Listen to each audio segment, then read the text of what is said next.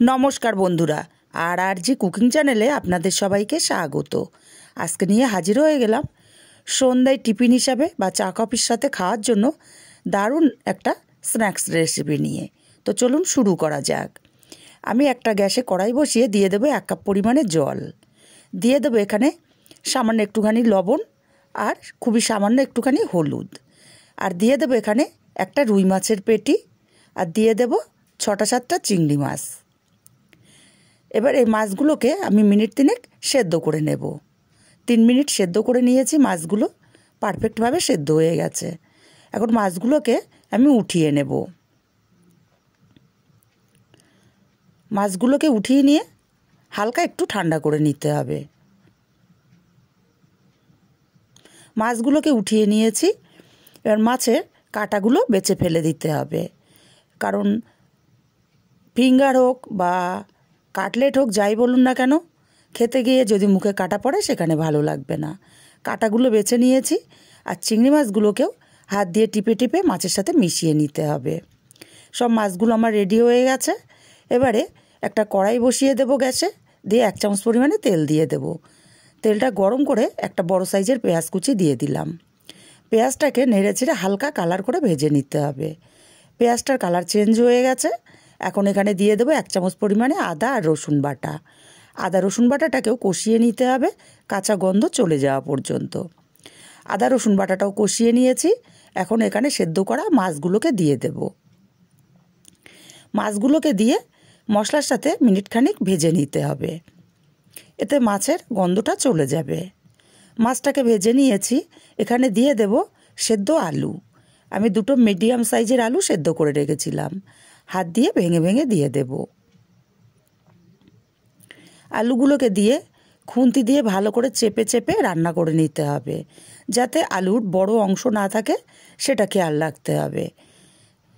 এইভাবেই খুন্তি দিয়ে চেপে চেপে দিতে হবে, যাতে আলুগুলো ভালো মতো ভাঙা হয়ে যায়। এবার এখানে দিয়ে দেবো 1/2 চামচ ঝাল লঙ্কার গুঁড়ো, 1/2 চামচ হলুদ গুঁড়ো, আর ঝালটা যে যার স্বাদ অনুযায়ী দেবেন। স্বাদ মতো লবণও দিয়ে দিলাম। এর মশলার সাথে আলু মাছটাকে মিনিট খানিক রান্না করে নেব। দেখুন রান্না করতে করতে একটা ডো ফর্মে চলে এসছে। এখন এখানে দিয়ে দেব কিছুটা ধনেপাতা কুচি, আর ধনেপাতা কুচিটাকে দিয়ে ভালো করে নাড়াচাড়া করে মিশিয়ে আমি মিনিট খানিক রান্না করে নেব। মিনিট খানিক রান্না করে নিয়েছি।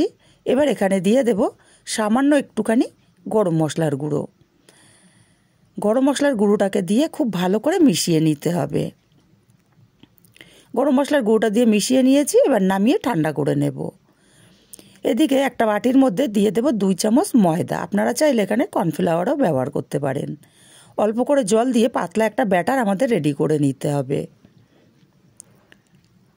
দেখুন ঠিক এরকম পাতলা একটা ব্যাটার রেডি করে নিতে হবে। বাটিটা এক সাইডে রেখে দেব। আর এদিকে পুরটাও ঠান্ডা হয়ে গেছে। এখন এখান থেকে অল্প অল্প করে নেব, আর হাতের সাহায্যে একটা শেপ দিয়ে নেব।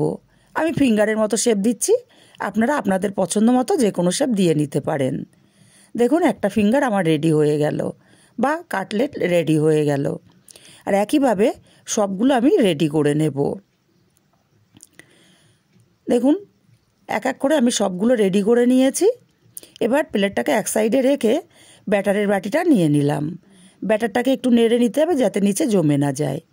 এক একটা করে ফিঙ্গার বা কাটলেট আমি ব্যাটারের মধ্যে দিয়ে দেব, আর নেড়ে চেড়ে এপিট ওপিট করে ব্যাটারটার মধ্যে মিশিয়ে নেব। তারপরে আমি সরাসরি দিয়ে দেব পাউরুটির গুঁড়োর মধ্যে। আপনারা চাইলে এখানে টোস্ট বিস্কুটের গুঁড়োও ব্যবহার করতে পারেন, বা সুজিও ব্যবহার করতে পারেন।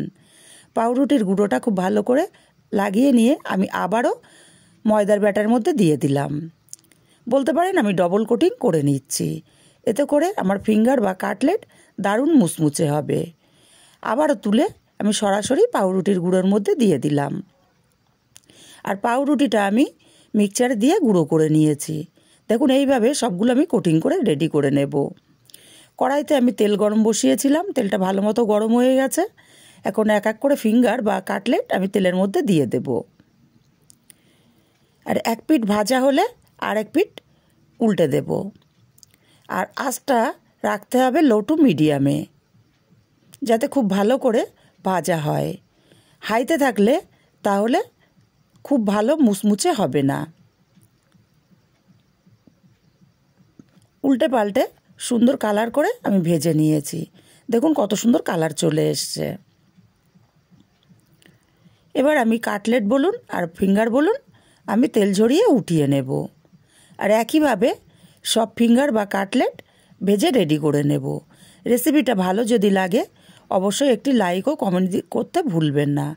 কাছের আত্মীয় স্বজন বন্ধুবান্ধবের কাছে শেয়ার করতে ভুলবেন না।